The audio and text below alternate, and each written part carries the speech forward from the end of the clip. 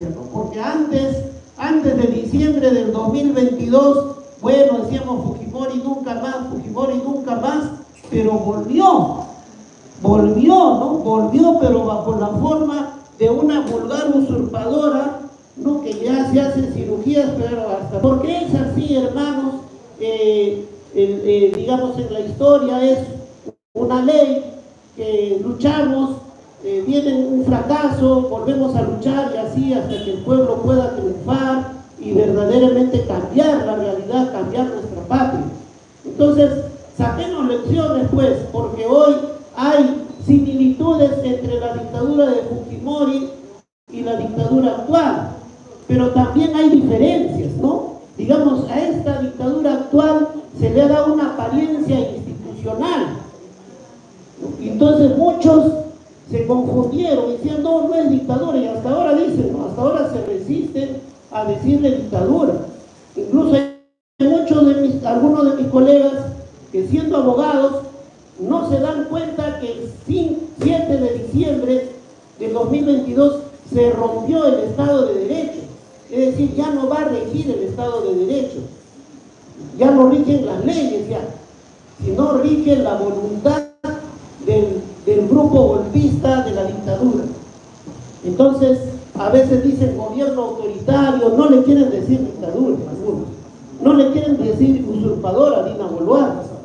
Y así también en el pasado ha sido pues con Fujimori. Claro, Fujimori sí pues fue notorio, los tanques, las tropas militares salieron en primera línea a la escena. El 5 de abril salieron los tanques. Cuando el Fujimori dio el discurso, todo Lima ya estaba tomado. Todo Lima ya estaba tomado. Cuando ya quisimos movilizarnos, los tanques, los accesos, Hacho, todos los accesos a Lima ya estaban ya controlados por los militares. Entonces, en cambio, en esta ocasión no, han puesto en primera línea al Congreso. ¿Y por qué cambian? Porque Estados Unidos te cambia la plantilla. Hermanos, cuando han habido golpes de Estado en el Perú, cuando han habido dictaduras, es porque Estados Unidos así lo ha determinado.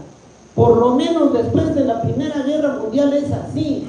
Porque con la Primera Guerra Mundial uno de los resultados, una de las consecuencias es que Estados Unidos pasa a ser la primera potencia mundial. Y a Inglaterra la va a desplazar de toda América del Sur, de toda América Latina. No decir ya, ingleses, salgan de acá. Ahora este es mi patio trasero. Ahora yo soy acá el patrón. Entonces sal de acá.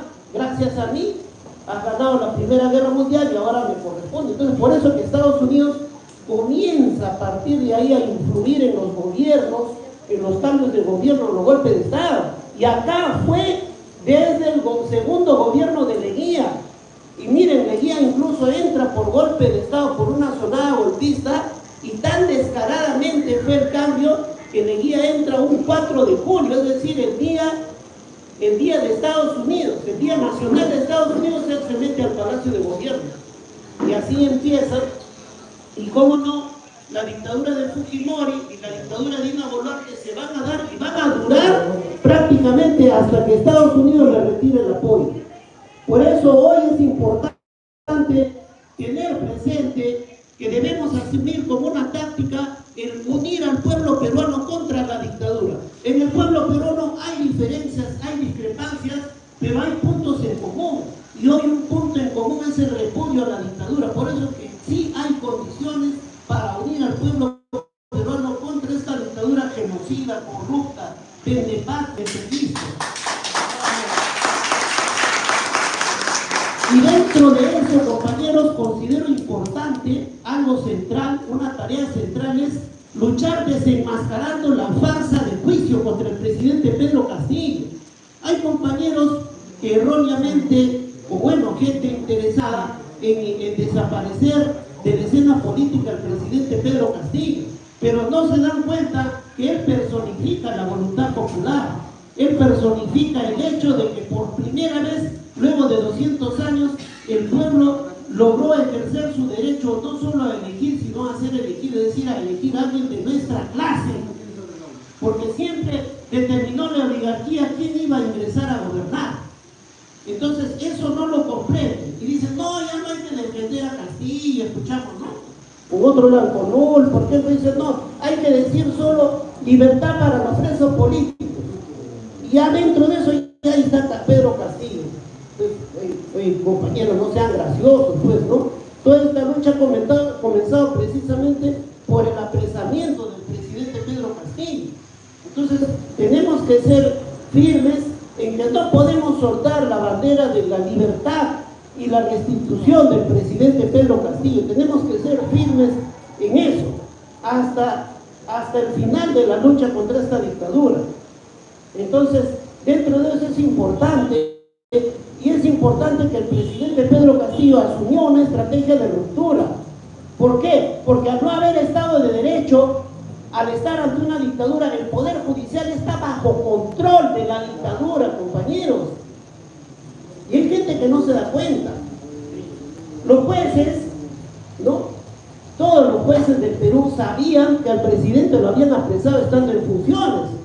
Ahora algunos recién dicen, ay, estaba en funciones, oye, que 2 años te has demorado para darte cuenta. En ese momento lo sabían. Y cualquiera de los jueces podía ir a la prefectura y decir, a ver, señor, tengo que inspeccionar como juez penal, quiero saber la situación del señor Pedro Castillo, es el presidente. ¿Algún juez lo hizo? ¿Por qué no lo hicieron? Y eso no requiere de abogados, compañeros, ¿sabes? Porque son jueces de garantías. Están viendo que al primer ciudadano de la nación con armas lo han llevado ahí apresado. ¿Pero por qué no lo hicieron? Porque tenían el control del Poder Judicial. Porque así como vemos a los policías, a los gendarmes parados con su escudo, con su palo, los jueces también están en esa posición. A ver, dime a quién hay que golpear, ¿no? Y obviamente la consigna es encarcelar al presidente Pedro Castillo y hacer un teatro, una farsa, hacernos creer que es un juicio, que es un proceso penal. No es un proceso penal, hermanos, es una pantomima, es una farsa. Y luego decir, no, pero se le hizo un juicio y ha tenido defensa. Mira, han venido los testigos, lo han podido preguntar, se han podido defender, o sea, todo de acuerdo a derecho, pero mentira. Ellos saben desde el primer instante que esto no tiene nada de jurídico. Esto es proceso penal. Y es por eso que es un gran... hay que cambiar de abogados, hay que cambiar a 10, 20, 30, 40 abogados rotando ahí hasta buscar al mejor del planeta. Dice que llegue un superstar, alguien del mejor de la galaxia. ¿Dónde está, no? Y algunos de mis colegas tienen pues el ego inflado, dicen, yo vengo y soy el mejor abogado de la Vía Láctea y yo lo voy a sacar en 3 días. Otro viene, yo en 5 días, en 10 días. ¿Y ahora qué pasó? ¿Dónde está?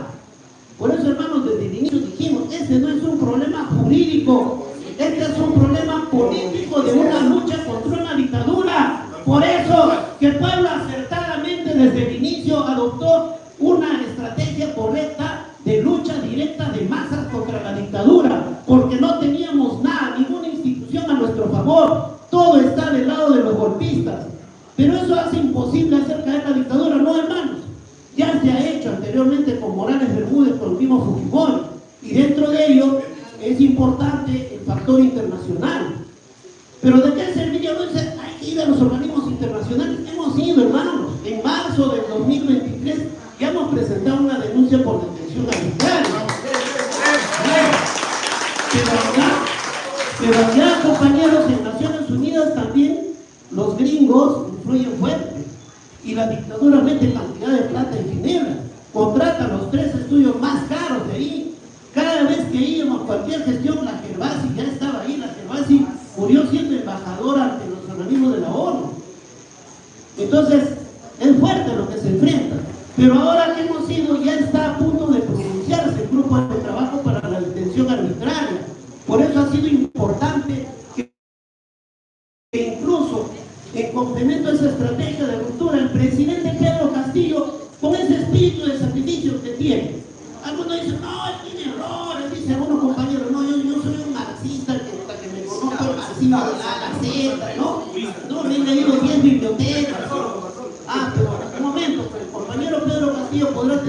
limitaciones, pero su espíritu de sacrificio nadie le va a negar. Y él también teniente el sacrificio, se sacrificó nuevamente. El presidente Pedro Castillo se inmoló el 7 de diciembre para desenmascarar este sistema, ¿o no? Claro, algunos dicen, ha debido leer el discurso. Ah, ¿qué querías?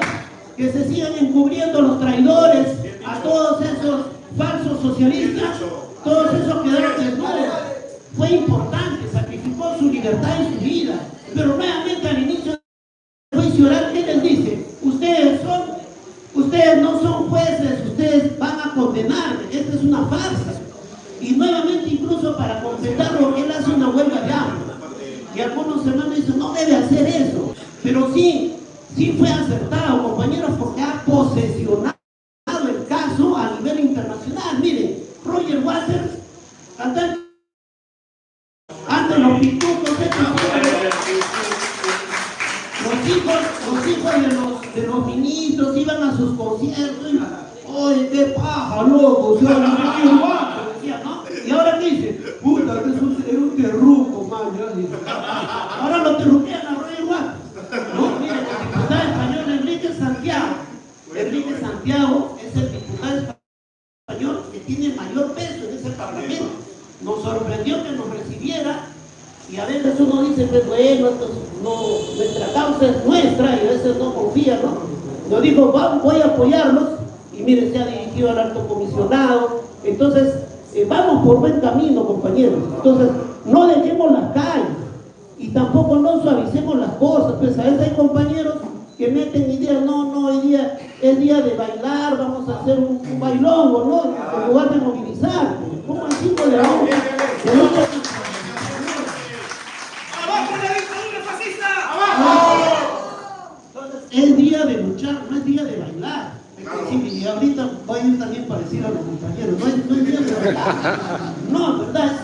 Uno debe ser franco y directo a la cosa, ¿no? Entonces, viendo un balance, compañeros, vamos por buen camino, sigamos promoviendo la movilización social